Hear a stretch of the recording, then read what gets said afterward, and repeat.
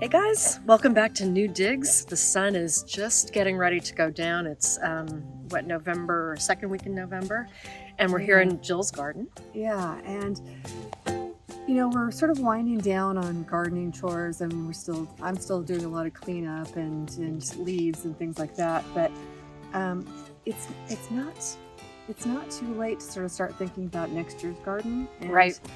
One of the things that is important for next year's garden, that's a good thing to do now, is test your soil. Okay. One reason to test your soil this time of year is your pH. Okay. Because you can do something about that now. Okay. So if you know what your pH is and if it needs adjusting, you can go ahead and say lime your soil. That's probably what most people are going to need to do if they need to do something in our particular area. Right. Is add lime. Right. And that gives it enough time to kind of, rain in, snow melt it in, Right. and start to actually make that change. Right. So by spring, you've kind of You're got ready to go. You've got to jump on that. So nutrients, not so much, but changing the pH, and lime is going to make it more basic. Right. And here, I know we tend to have more acidic soil. Right, which Usually. is great for blueberries and Right. rhododendrons and azaleas Yep. and things like that. But most plants want to be in the 6 to 7 Yeah. range. More neutral pH. Yeah, and so if you've got a lot of pine trees, for instance, that might kind of change it. And that's just one of the things that you might want to kind of think about. So the other reason you might want to go ahead and do your soil test now is if you send it into the cooperative extension now, they'll be able to get right on it. Yeah. They're not busy. They're now. not backed They're up. not busy now. In the spring, they could be really backed up. So you could be, Great point. you could, if you wait in spring until your soil is workable to get a sample, then by then you package it all up and you send it off to the extension, and you might wait many weeks to hear from it. So it's mid-July by the time you get the thing back, and at which point you've got the gardens in. And it could be. Yeah. It really could Yeah. be. So, if you do it now, they're not busy. And the good news is the cooperative extension is for Connecticut is free to Connecticut residents. Right. So it's really it's a great service. It's a great service. I happen to have a kit that I've used myself for testing my soil. Right. And I like to do that because it brings out the nerd in me, and I get my little test tubes out and do all that and everything. And I think it's kind of fun. I secretly always wish I'd gotten my letter from Hogwarts. I think I would have been great at potions.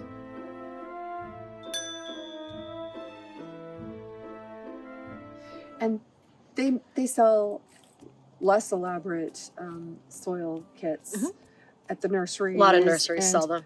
And my soil kit was probably about $50 or $60. The ones the less elaborate ones, that just do basic like NPK and pH, are probably about $20. The cooperative extension is going to be much more accurate. Yeah, and have a lot more. They're testing for a wider range of They're things. doing NPK, plus they're doing like micronutrients, and they're doing soil texture, which is important to know because, for instance, my front yard has sandy soil.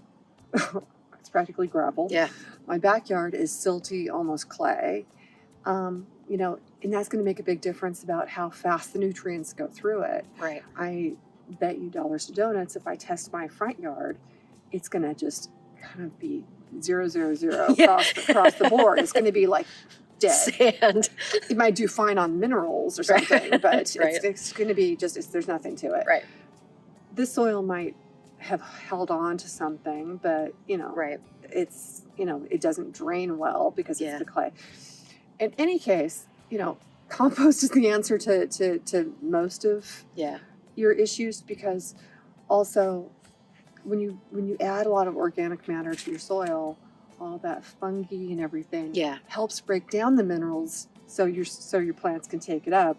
I mean, a lot of minerals are just not available to the plants to draw up, but if the fungi kind of works in this kind of symbiotic way, like it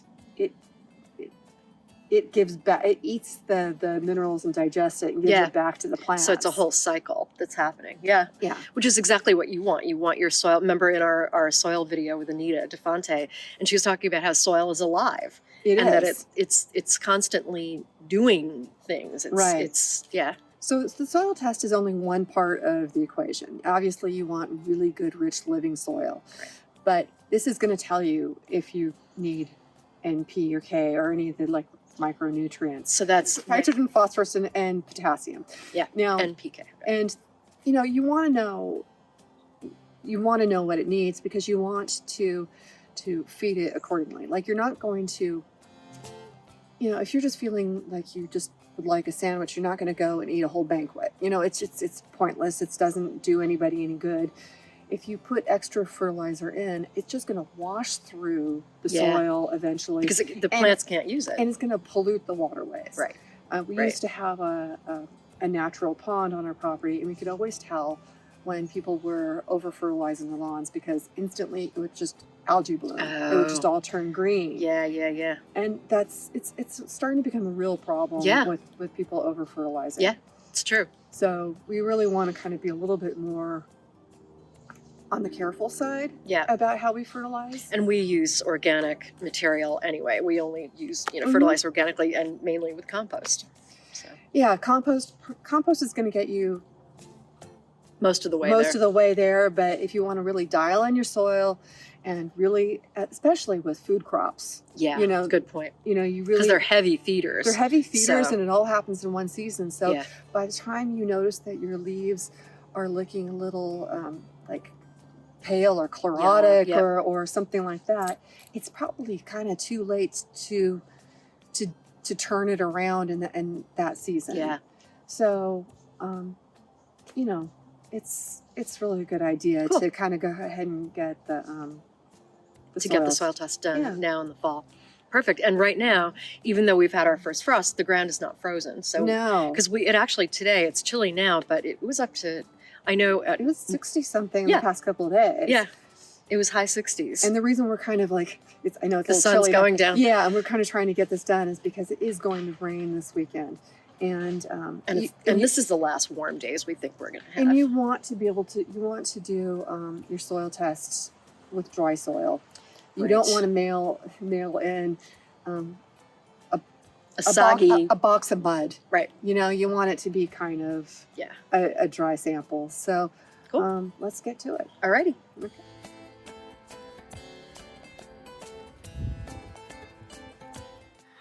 Okay, so here's my strategy. This is my garden this is the garden I'm working on right now. And I've got it sort of divided into separate sections. So I've got the kitchen garden, the frog garden. I'm calling it that because it's got a frog fountain. So this is sort of a new area I've just started working on. And then this is the bocce garden with the bocce court in the middle and the perennial beds around. So what you want to do is you want to take 5 or 6 samples from each place you want to sample, meaning if I'm going to call the kitchen garden, I'm going to call this sample number or sample A. So I'm going to take a little shovelful from each one of these beds. And then I'm going to call this, and I'm mainly concerned about the lawn for this area. So this area, I'm going to call that B. And then over here in the bocce garden, I'm mainly concerned about the perennials. So this area, we're going to call that sample C. So I'm going to take random samples from each one. And in that, of those samples, I'm going to mix them in a bowl. So there'll be a bowl of A, a bowl of B, and a bowl of C. And then we're going to package it up and send it off, and I'll show you how to do that. I'm here in the kitchen garden, and I'm going to be collecting sample A. So I'll be doing one from each bed, I think, and then we'll mix it all together. So the way you want to do it, you want to be going about 5 or 6 inches deep, and you want to take out sort of a slice of soil that goes that whole depth. And you're just putting it in a bowl. Is I'm there just something in the bowl? No, Oh. it's just a clean bowl. Okay. And then I'm going to go through and do that about 5 more times. Okay.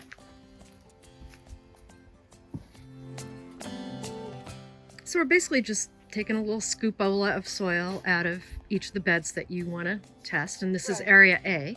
This is area A. And you want to make sure that you're going like a full trowel's depth. Okay.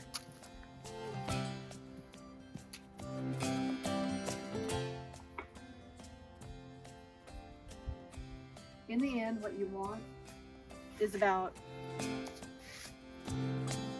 a pint of soil.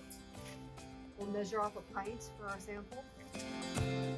And everything else can go right back into your garden. So that is sample A. I'm gonna go ahead and make sample B and C, and we'll pack it all up and send it off. Sounds good.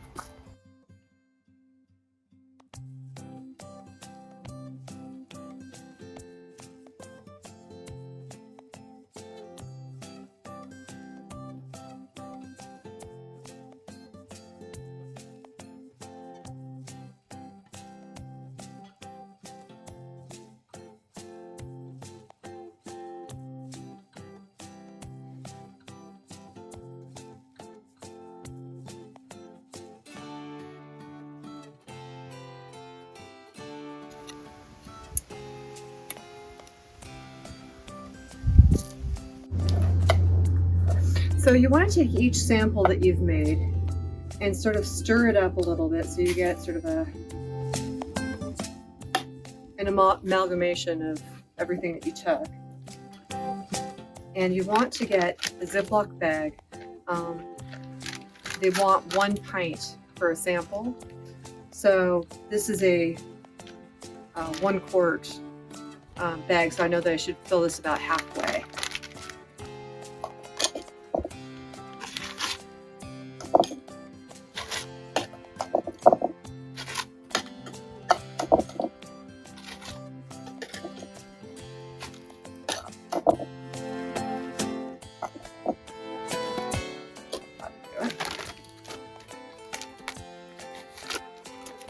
So on your sample, you want to say what you're going to be growing, whether it's, in this case, vegetables. In my sample B, it's going to be lawn, and the other one is going to be perennials. So you want to label it, and label it in a way that you're going to, when you get the results back, you're going to know what they're talking about. And you're going to put your name and your address. And you're going to take all of your samples. In my case, I have 3 samples. And I'm going to put them in a box, and I'm going to label it and send it to the Connecticut Agricultural Experiment Station. And I'm going to send it off to them, and they're going to send me results and tell me exactly what kind of amendments I'm going to need and what sort of pH I have, and I'll think I'll be in much better shape come spring.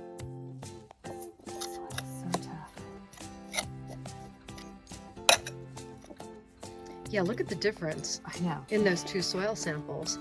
So the one in the green bowl was from... This is the vegetable garden, and right, that's so those are out of those raised beds. And that's practically pure compost. Right. And the other one is from... And this is more my native soil. Yeah, Which is just awful. It's just, I know it's going to come back as being needy. Wow, that's incredible. So now this is 3. This is from the perennial beds. C, and this is from my perennial beds. So it's a mixture of compost and native soil. Yeah, and that, I mean, it really is like Goldilocks. It really is.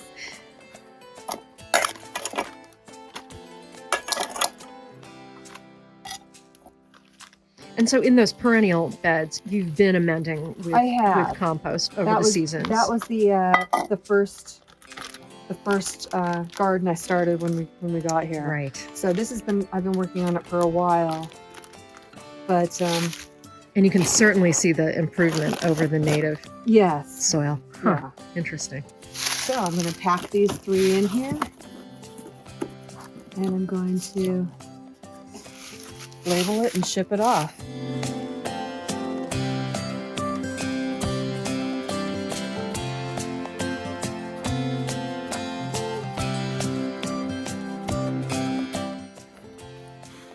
So Jill is clearly a heartier lass than I am. She's out here in just her fleece, but I went and got my winter coat because I travel with raincoats, fleeces, short sleeves, long sleeves. You must have been a Girl Scout. Pretty much. So I am prepared.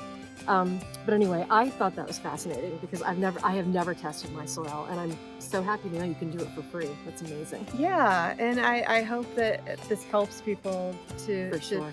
to know how to be prepared in the spring and really dial in your nutrition into the soil and get a jump on the whole situation. Yeah, indeed. So, perfect time to do that now. Yeah. So, well, thanks for joining us today on Chilly New Dig. We'll see you next time. Bye. Bye.